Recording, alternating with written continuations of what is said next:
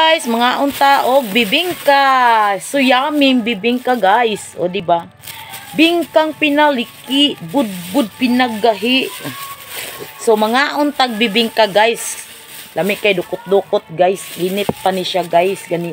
So wala lang ko yung kaon dahil kay nabisi ko. Pagpalit na ko init pa ni ganina. Kaon ni mamang. Mukaon tag bingka guys. Ang isa ka round ani guys is 50.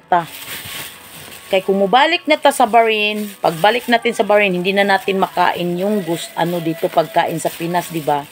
Kaya ayun, sulitin natin yung pagkain dito sa Pinas. Kasi 2 days na lang guys, babalik na ako sa Bahrain. See you mga friend dyan. Kain tayo, bibingka, yummy. Tingnan nyo guys, oh. Sarap. Kaya, sulitin natin yung pagkain dito. Bahalag chubby na ako.